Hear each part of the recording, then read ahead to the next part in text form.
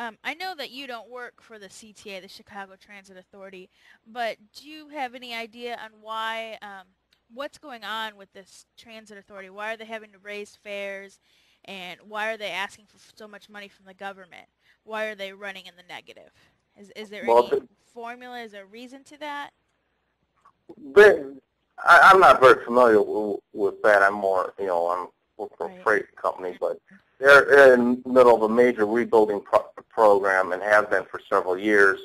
A lot of their lines are, deteriorate over the years just through wear and tear, and um, plus the amount of demand now with gasoline prices being so high, people need to take, they're just stretched beyond their limits and trying to, they don't have the money to add any more capacities, buy new cars, um, and still try to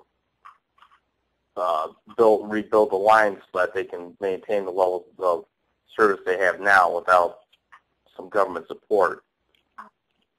Um, Um, Now, do you still see a bright future for the railroads, even though we're living in a world without oil? yeah, yes, very very much so, because the most efficient way to move across land is by rail, and that isn't going to change any. Railroads are seeing a renaissance like they haven't seen before. Um, you're going to see new rail lines, more trains.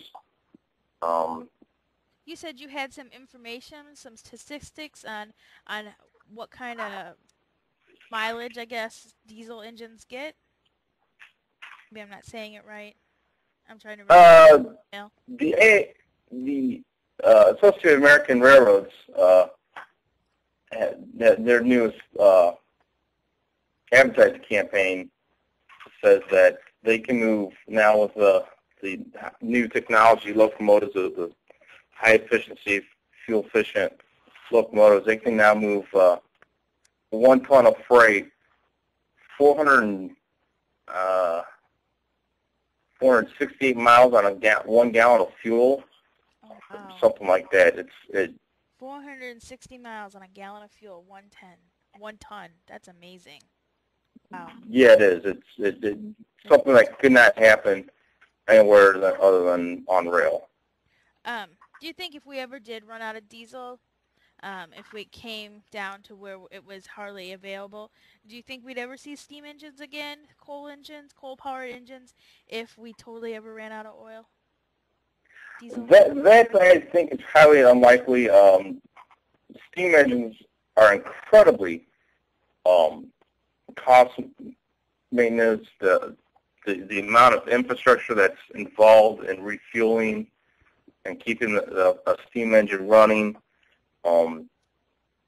it's just too prohibitive. I think you'll see more along the lines of alternative fuels and hybrid switching engines, and if anything, I think railroads would turn to electric. Um, if it ever came to that, I don't, electric lines Which could be are extremely efficient, but coal-powered what electric plants, right? what was that? Electric trains could be powered by coal-powered electric plants, correct? Oh, absolutely, yeah. Electric lines, it actually is even more efficient than diesel trains. They accelerate a lot faster. They pull great. The only downside is the incredible amount of infrastructure that's involved in putting up catenary systems and power distribution. That's why most railroads have been run by diesels and steam engines for so long. Electric lines have been around since the 1920s, but only in few. Nowadays it's only mostly in commuter areas, but. Do you think we'll ever see like a solar-powered train? Do you think that could ever be a possibility?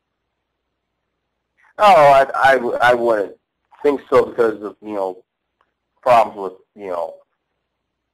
uh, clouds and tunnels and stuff that would get in the way. The railroad even now uses a lot of solar power to power switches and Okay. signals and stuff of that nature. Wow. But as far as Really? power, electric, a motor the size to pull up electric train takes a lot of energy and would not be practical through a straight solar system. It would need to draw its power from, a power plant.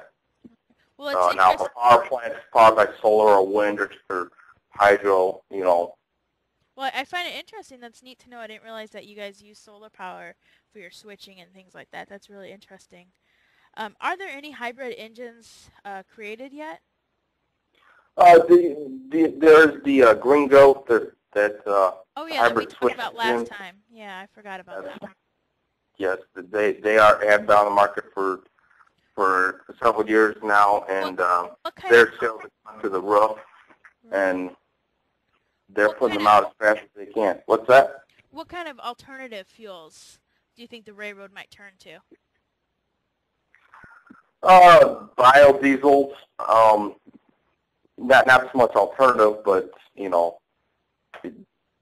a diesel engine doesn't. It was the very first diesel engine built was actually built to run on peanut oil. Oh wow.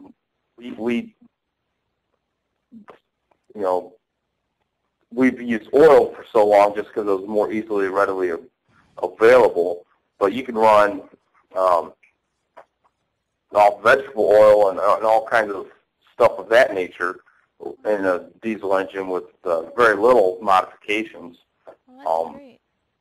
but there are companies and stuff that are making biodiesels from products such as used vegetable oil that they're converting into through filtration. Oh, that's amazing. That's amazing to me that, I mean, you could run an engine on peanut oil. That's just incredible. I just never knew. We'll have to start planting peanut farms. Well, it's been really great talking to you, and I really appreciate this phone call and the last phone call. And I definitely will get the word out. I know that you sent me some literature, and I'll try and post that to the World Without Oil blog, and I appreciate it. And I'll see what I can do about drumming up support for the railroads because it seems like, you guys are the way to go for the future for a world without oil. And it was great talking to you. Thank you for everything. No problem. Thanks.